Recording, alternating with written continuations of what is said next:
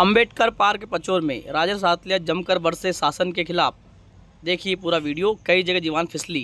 जितने हमारे अनुसूचित जनजाति के लोगों पर अत्याचार देश के अंदर हो रहा है, उस अत्याचार को यदि हमें देखा जाए तो ऐसा लगता है कि जब से प्रदेश और देश में भाजपा की सरकार आई है तब से हमारे अनुसूचित जनजाति के लोगों पर अत्याचार चरम सीमा पर बढ़ा हुआ है। चरम सीमा पर आप चाहे थाने का मामला देख लो, आप चाहे कोर्ट का देख लो, चाहे कचहरी का देख लो, चाहे पंचायत का देख लो, हर जगह अनुसूचित जनजाति के लोगों पर अत्याचार मचा हुआ है। इस अत्याचार को मिटाना होगा आप लोगों को, तो हमारी बात पर गौर करना पड़ेगा कि 2023 में मध्य प्रदेश और राजगढ़ जिले में इलेक्शन है।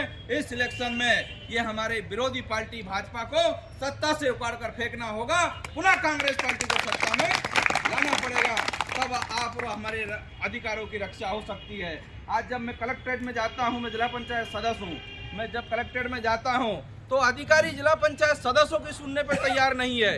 अधिकारी जिला पंचायत सदस्यों की सुनने पे तैयार नहीं है, जनपद सदस्यों की सुनने की तैयार नहीं है। बताओ यार, ये लोकतंत्र है कि मजाक है? एक प्रतिनिधि लोगों का तो कम से कम अधिकारी सम्मान करके बात करना चाहिए, कोई समस्या हो तो उस पर ध्यान देना चाहिए। और हम जैसे जिला पंचायत सदस्य, आजाद मोर्चा कांग्रेस के जिला अध्यक्ष से, हम जैसे लोगों का अधिकारी फोन उठाने में आना बाना करते हैं। कम से कम एक जवाबदार जनप्रतिनिधि लोगों का फोन उठाकर आदि चर्चा करते हैं तो हम उनके क्षेत्र में, हमारे क्षेत्र के बारे में उनको अवगत कराते हैं, समस्या के बारे में अवगत कराते हैं, ताकि प्रशासन उस पर ध्यान दे। आज जब हम कलेक्ट्रेट में जाते हैं तो देखते हैं जिस विभाग में जाते हैं उसमें एक ही बात होती है, यहाँ रातलिया जी कोई फंड ही नहीं है, यहाँ फंड ही नहीं है, काम कैसे होगा? अरे वो फंड गया कहाँ है? क्या पूरी भारतीय जनता पार्टी सारे विभाग का फंड खा गई? हम आदिम जाति में जाते हैं तो कहते हैं भाई साहब यहाँ तो लंबे टाइम से फंड नहीं आया, यहाँ की जगह पैसे ही नहीं है, कार्य कहाँ से होगा? कहाँ से अनुसूचित जाति जनजाति के मोहल्ले में काम होगा? कहाँ से इन लोगों को फंड दिया जाए? जब फंड नहीं है तो गांव क्षेत्र मोहल्ले में काम कैसे होगा? ऐसी हालत में शिक्षा का निजीकरण करने के विचार में पूरे देश के अंदर, मध्य प्रदेश के अंदर, राजगढ़ जिले में शिक्षा भी चौपट हो रही है। सरकारी स्कूल के सारे कारनामे ठस से फंस पड़े हुए हैं। बच्चे बच्ची को पढ़ाई पे ध्यान नहीं दे रहे, टीचर अपनी जगह बैठे हैं, बच्चा बच्ची बेचारे और माध्यमिक भोजन के चक्कर में कटोरों ले लेके बैठे स्कूल में, पढ़ाई किताब का तो कोई चक्कर नहीं है। आंगनवाड़ी में जाते हैं, मुश्किल से मुश्किल आंगनवाड़ी की हालत, जिस आंगनवाड़ी में हम कभी देखते हैं हमारे क्षेत्र में 2-4 बच्चे बच्ची बैठे गए या नहीं बैठे। आंगनवाड़ी को तनख्वाह मिल रही है, माध्यमिक भोजन समूह वाले को अपना राशि मिल रही है, राशि मिलती है उसमें माध्यमिक भोजन की समूह वाले को।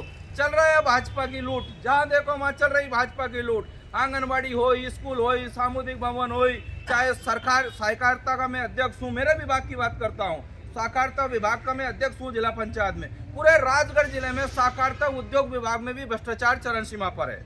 जहाँ देखो वहाँ अत्याचार की बाढ़ है। इस सोसाइटी में देखो तो 14 किलो चावल दे, उस सोसाइटी में देखो तो 20 किलो की जगह 18 किलो चावल दे। अरे एक सदस्य पे जितने निर्धारित करे हैं उतने तो इनको दीजिए, उनमें से भी राशि मतलब जो मिलता है इनको अनाज, उसमें से घटा कर दिया जाता है। ऐसी बहुत सारी अभी इनने बोला कि मुझे दिए ही नहीं 1-2 महीने का। ऐसे हमारे बोखड़ी में काम हो गया था, बोखड़ी में भी चरण सीमा पर रहा है वो सोसाइटी का घपला।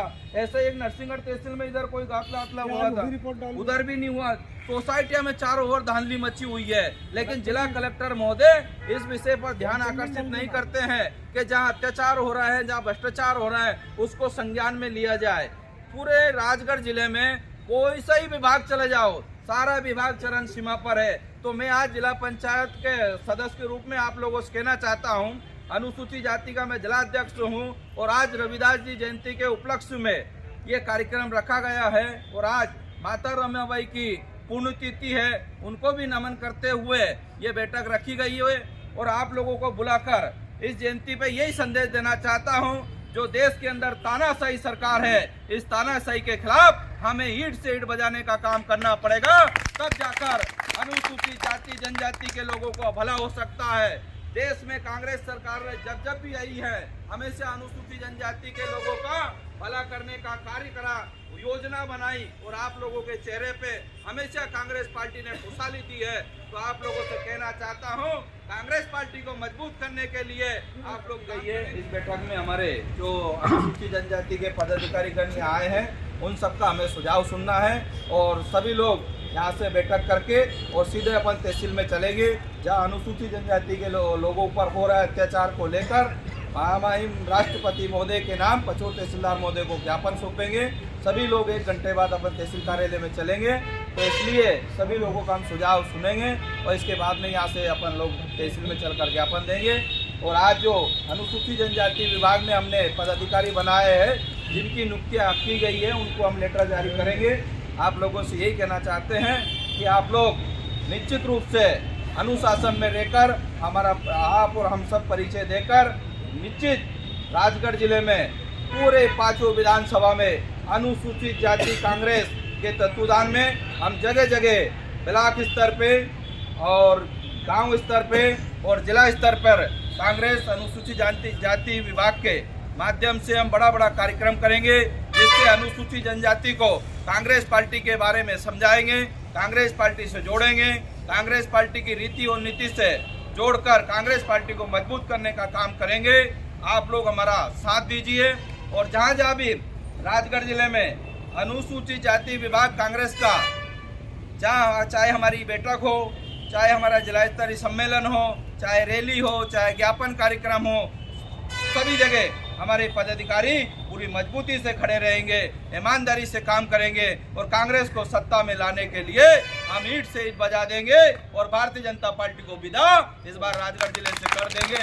हम अनुसूचित जनजाति के लोग हैं, हम कांग्रेस को हम बीजेपी को एक भी वोट नहीं देंगे, क्योंकि बीजेपी जब से सत्ता में आई है, जब से अनुसूचित जाति जनजाति के लोगों का जीना हराम हो गया है। अधिकार का पता नहीं है, योजना का पता नहीं है, सिर्फ एक ही बात है, घोषणा घोषणा घोषणा।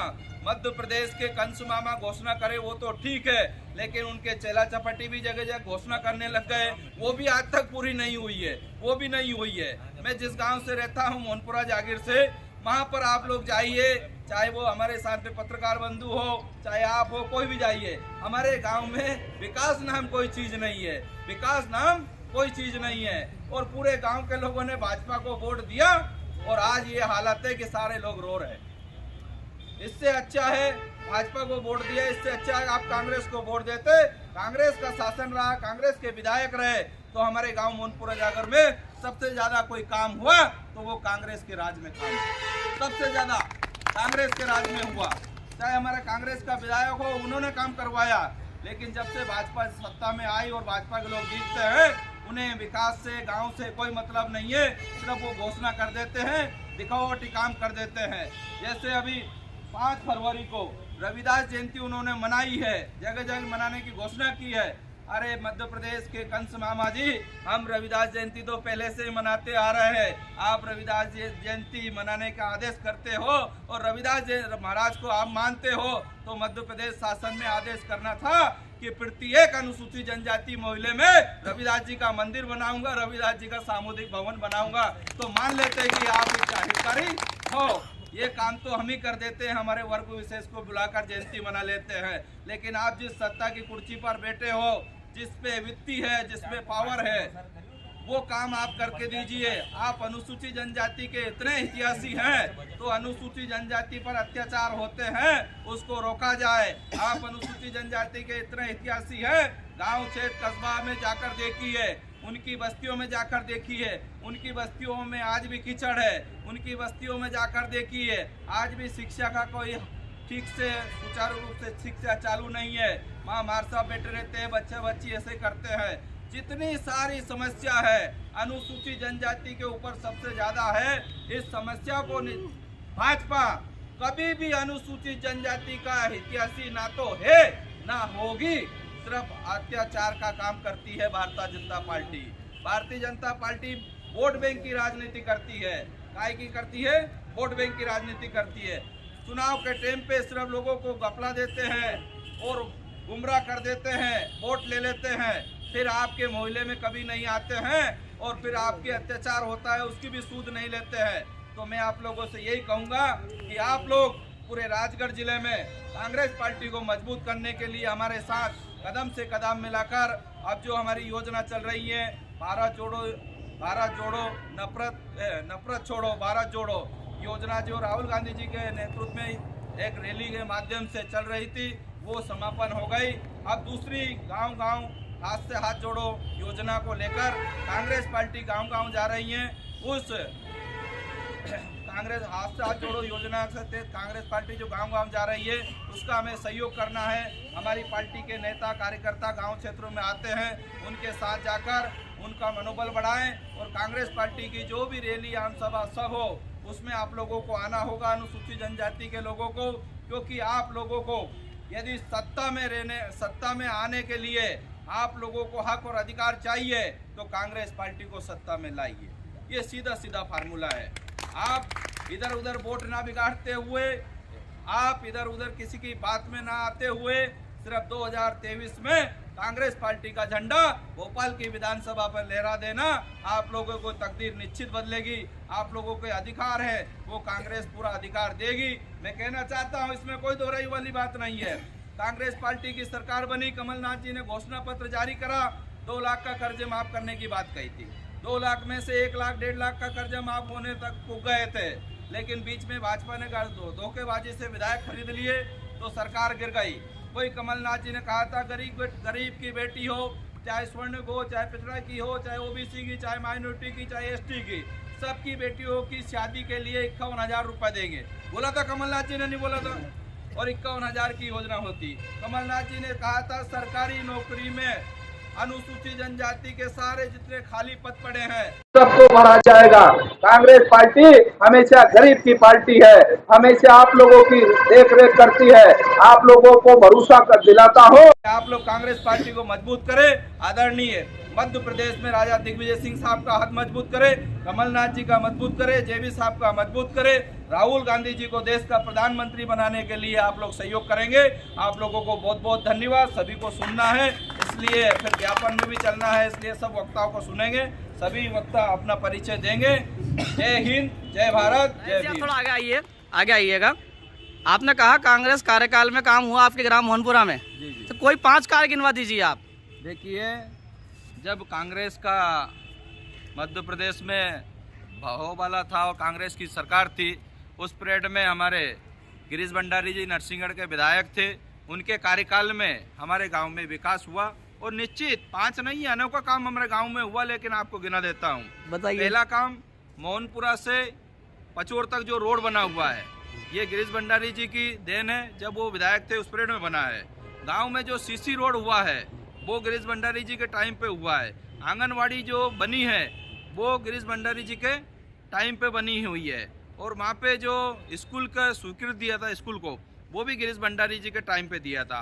और वहाँ पे जो शमशान बनने का था वो भी गिरीश भंडारी जी के टाइम पे स्वीकृत हो चुका था, लेकिन कोई कारण वजह से वो वहाँ नहीं बन पाया। और गिरीश भंडारी जी ने मोहनपुरा में कहा था कि यहाँ बहुत जल्दी एक बड़ा डैम भी अपन बना देंगे, लेकिन वो भी नहीं बन पाया। ऐसे अनोखा जो भी मोहनपुरा में काम हुए हैं वो आदरणीय हमारे नेता गिरीश भंडारी जी नरसिंहगढ़ के पूर्व विधायक है, उनके कार्यकाल में हुआ। और आज जो वर्तमान में विधायक है, उनके कार्यकाल में मोहनपुरा में एक भी काम विकास का नहीं हुआ।